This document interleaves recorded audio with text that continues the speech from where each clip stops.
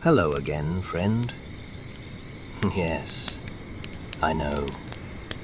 The night feels colder than it did yesterday, doesn't it? But here beside the fire, the warmth remembers you. It always does. My name, well, some call me the Curator. I keep stories, old ones, new ones, and some that haven't quite decided what they want to be yet. Tonight, I want to tell you about something strange that happened in a small workshop in a winter that felt too long. It's about a man who tried to forget and a candle that refused to let him. But before we begin, let me ask you something. Have you ever wanted to hide a part of yourself?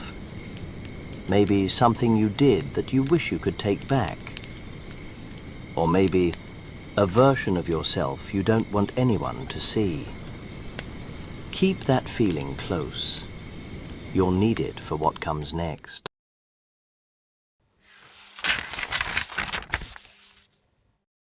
There was once a craftsman who lived alone at the edge of a snowy village.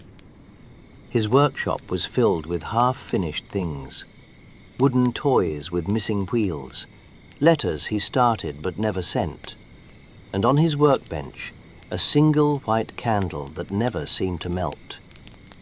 He had lit that candle every night for 3 years. Every morning it looked exactly the same. Not one drip of wax, not 1 inch shorter.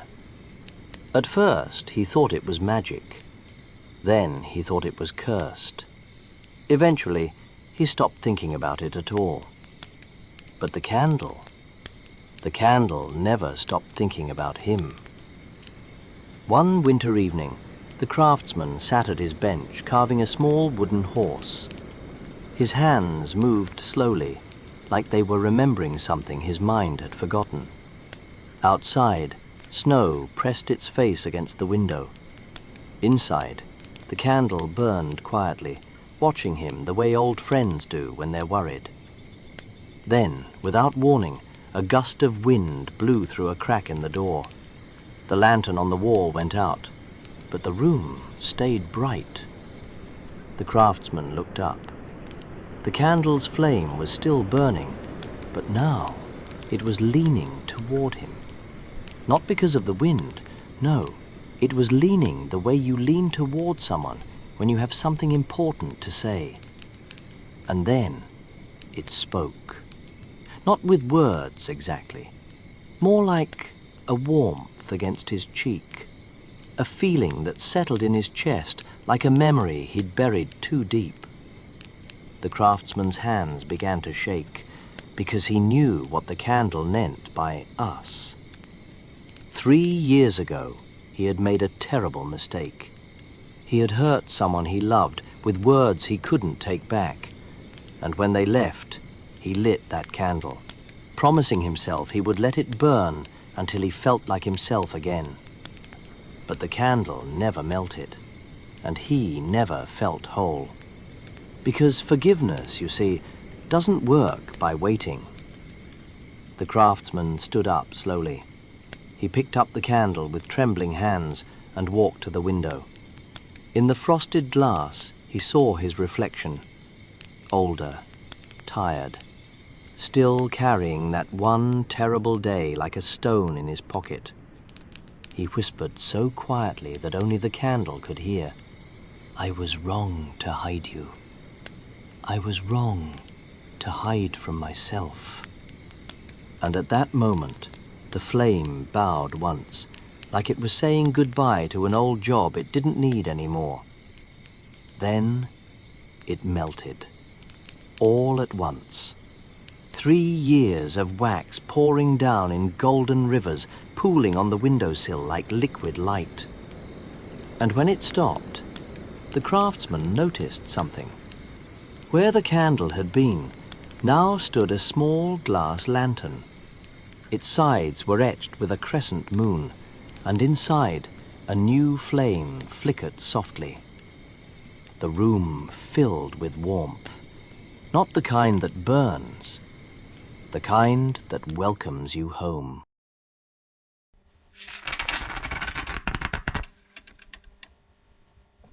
You know, people think candles die when their wax runs out. But I wonder if that's true. Maybe some fires don't die because they run out of fuel. Maybe they die because they're finally finished with their work. The craftsman's candle wasn't cursed. It was waiting.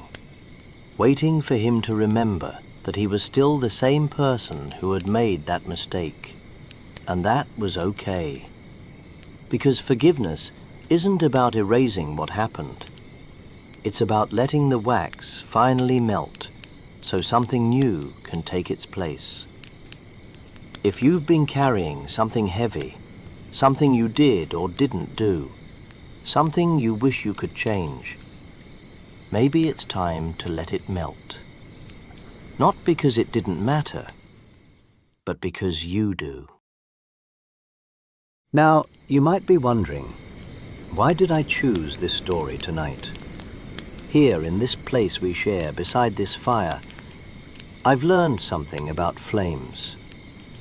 Every fire is a memory.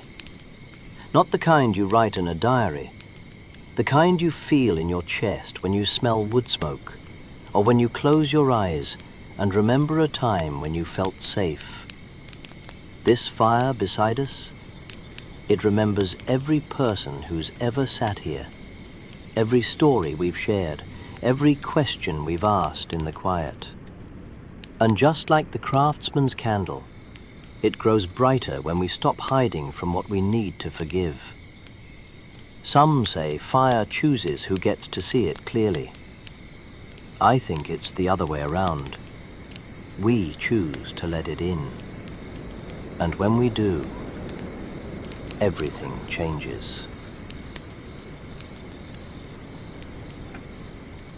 Thank you for sitting with me tonight, for listening, for bringing your own light to this fire.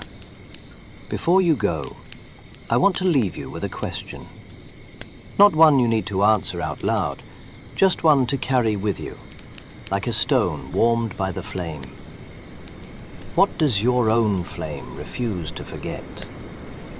Next time you return, I'll tell you about a bridge made of frost and the stranger who waited beneath it. He looked just like the man who crossed it, but only one of them made it to the other side. Until then, friend, keep your light close.